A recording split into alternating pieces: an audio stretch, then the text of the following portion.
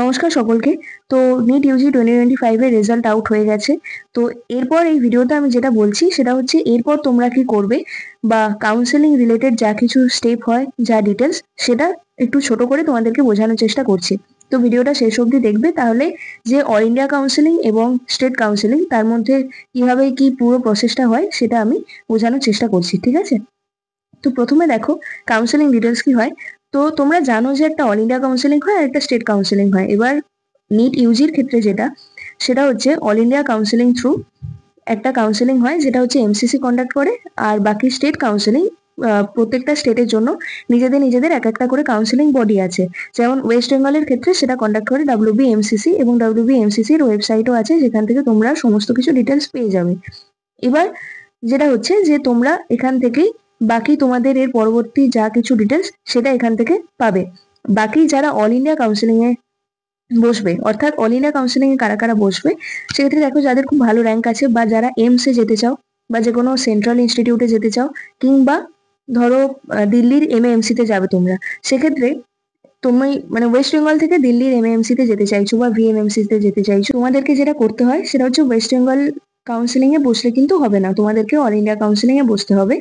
এবং সেক্ষেত্রে তোমার র্যাঙ্ক ওয়াইজ সেটা কলেজটা তুমি পাবে। এবার এই দিল্লির যারা স্টুডেন্ট, ধরো কেউ এমএএমসি তে যেতে চাইছে বা এইমস দিল্লিতে যেতে চাইছে, এইমস দিল্লির ক্ষেত্রে সবাইকেই অল ইন্ডিয়া কাউন্সিলিং এ করতে হবে। কিন্তু এমএএমসি তে ধরো তুমি ওয়েস্ট বেঙ্গলের স্টুডেন্ট কিন্তু এমএএমসি তে পড়তে যাবে, সেক্ষেত্রে তোমাকে অল ইন্ডিয়া কাউন্সিলিং থ্রুই যেতে হবে। এবার প্রত্যেকটা স্টেটের জন্য, যেমন ধরো ওয়েস্ট বেঙ্গলের জন্য, ওয়েস্ট বেঙ্গলের যা সিট আছে, ধরো ওয়েস্ট বেঙ্গলে 100টা সিট আছে টোটাল, আমি এটা এক্সাম্পল দিয়ে বলার চেষ্টা করছি।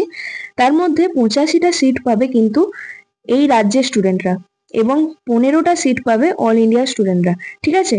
তো অল ইন্ডিয়া কাউন্সিলিং হয়, সেক্ষেত্রে যারা যারা রেজিস্টার করে, সেক্ষেত্রে তাদের র্যাঙ্ক ওয়াইজ পরপর তারা সিটগুলো ফিল আপ হতে শুরু করে।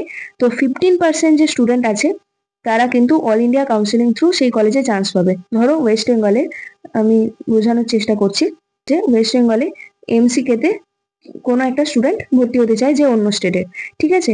ধরো তাকে কি করতে হবে, তাকে অল ইন্ডিয়া কাউন্সিলিং এ বসতে হবে, এবং সেক্ষেত্রে তাকে 15% স্টুডেন্টের মধ্যে আসতে হবে।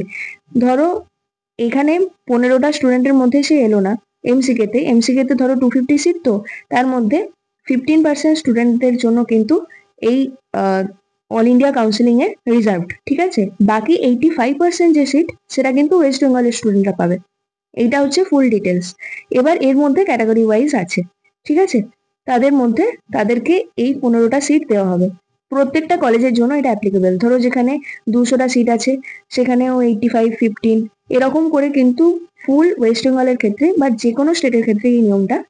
এবার অন্যান্য কলেজগুলো যেগুলো, যেমন ধরো এইমস এ টোটালটাই অল ইন্ডিয়া কাউন্সিলিং হয়, সেক্ষেত্রে অল ইন্ডিয়া থ্রু যারা যারা পাবে, ওকে? এবং বাকি তুমি ধরো যেমন বলছিলাম যে দিল্লির এমএএমসি তে যেতে চাও, তাহলে তোমাকে কিন্তু অল ইন্ডিয়া কাউন্সিলিং এ বসতে হবে, এবং সেইখানের থ্রু তোমাকে ওই কলেজে তুমি পাবে। তোমার যদি ওই 15 জনের মধ্যে নাম এলো, তাহলে তুমি ওইখানে পাবে, বা তুমি পরপর যে কলেজগুলো ফিল করতে করতে থাকবে সেক্ষেত্রে।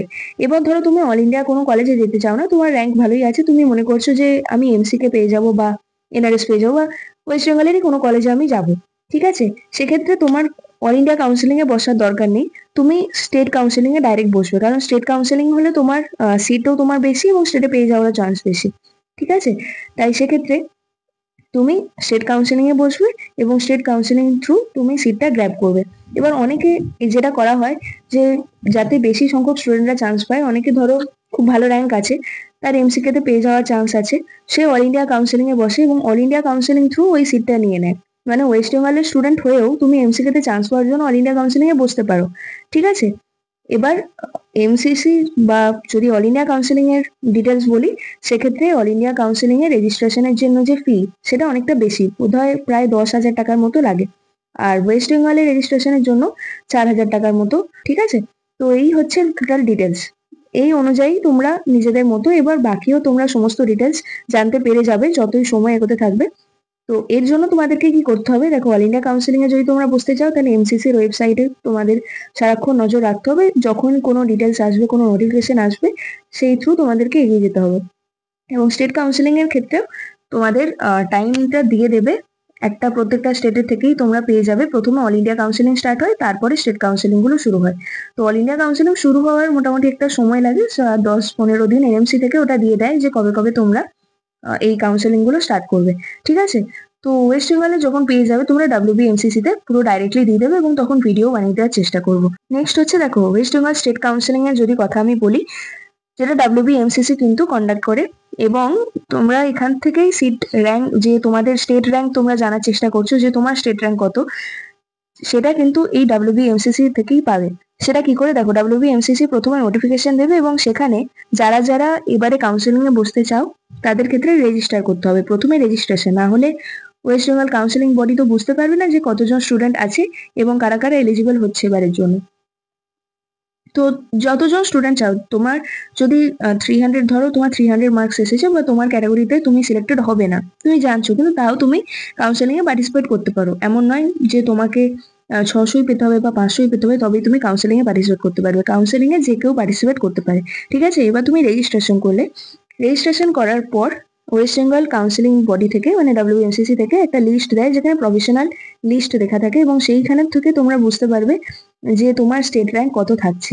ঠিক আছে, তারপর ওয়েস্ট বেঙ্গল থেকে সিট ম্যাট্রিক্সও দিয়ে দেয় এবং সিট ম্যাট্রিক্স থ্রু এটা জানা যাবে যে ওয়েস্ট বেঙ্গলে এই বছর কতগুলো সিটের জন্য মানে অ্যাপ্লিকেবল হচ্ছে তোমরা, অর্থাৎ ওয়েস্ট বেঙ্গলে কটা সিট আছে এবং সেই সিটগুলো অনুযায়ী তোমার র্যাঙ্ক অনুযায়ী যত থাকছে সেই অনুযায়ী তুমি বুঝতে পারবে যে তুমি পাচ্ছ না পাচ্ছ না, অর্থাৎ এটাই হচ্ছে স্টেট র্যাঙ্ক, তুমি জানতে পারবে।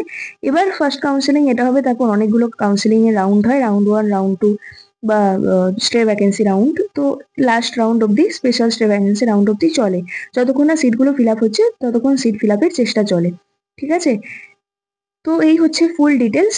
তো স্টেট র্যাঙ্ক পেয়ে যাওয়ার পরই তোমরা বুঝতে পারবে যে তোমাদের এলিজিবিলিটি কত বা কোন স্টেট র্যাঙ্কে কোন কলেজ হতে পারে আগের বছরের তুলনায়, কারণ স্টেট র্যাঙ্কটা তো সেমই থাকবে, কোন কলেজ অনুযায়ী কোন কোন কলেজ পাওয়া যায় মোটামুটি একটা ধারণা পাওয়া যায়।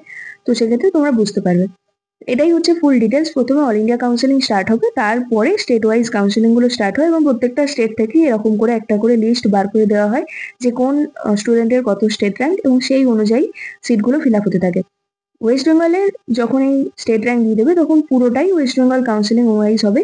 বাকি তোমাদের যা কিছু ডকুমেন্টস লাগবে বা কিভাবে কিভাবে কাউন্সিলিং করাতে হয় সেগুলো যখন এই নোটিফিকেশন দিয়ে দেবে তার পরে পরেও তোমরা বুঝতে পারবে, বা আমিও ছোট ছোট করে ভিডিও বানিয়ে দেওয়ার চেষ্টা করব।